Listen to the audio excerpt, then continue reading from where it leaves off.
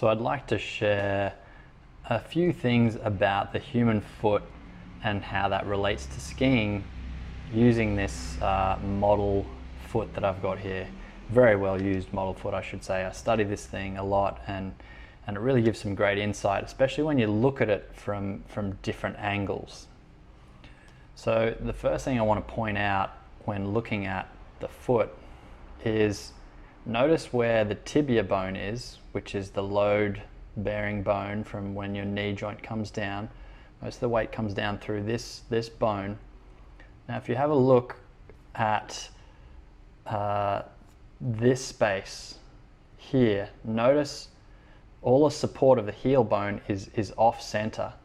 It's sitting on this side of the tibia bone. So what does that mean? Well, when weight comes down from above, you'll see the foot is designed to go into pronation.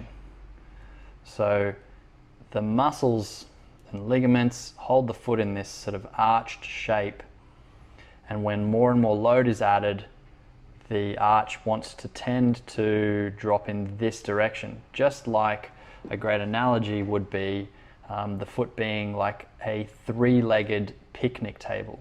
So one leg being here, one leg being here, one leg being here, and there being a missing leg at this point.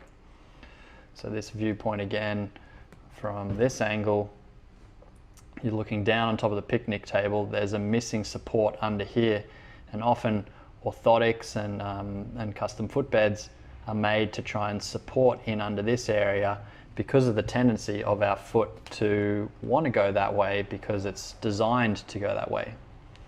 So a couple of other interesting things, when you look at the heel bone itself and the surface of it that the talus sits on top of and the tibia is pushing down on top of, when the weight is more back, you'll see that the load-bearing surface wouldn't have as much torque or effect on making the heel bone sort of fall over when it's back here.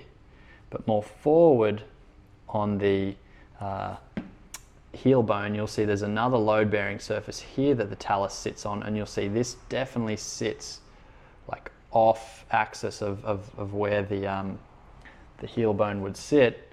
And so load a little bit forward on that part of the foot, load up here, makes the foot want to go in this direction.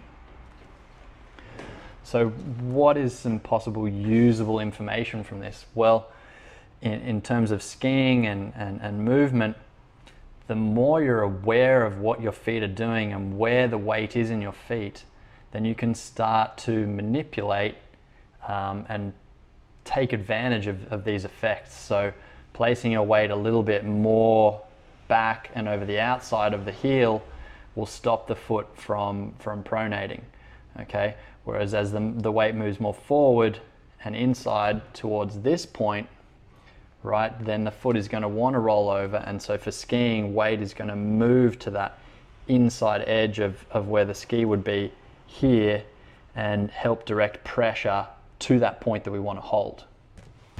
And another point, if balancing the weight through this part of the heel bone, this rear part, right through here, stops the heel from rolling over and collapsing, then perhaps part of what's going on with your feet, if you're someone that collapses all the time, is that you're just living around this part of your foot. You're not really weight bearing much through that back outward part of your heel bone.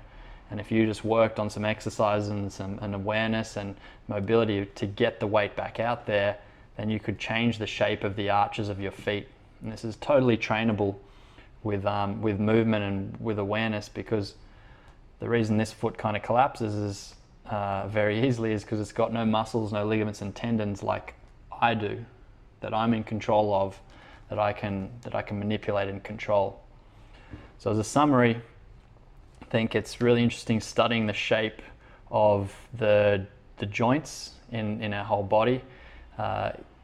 Gary Ward from Anatomy and Motion has really helped me to understand the foot a lot better and it was his analogy that I'm using, the three-legged table one, that you can think of the foot like.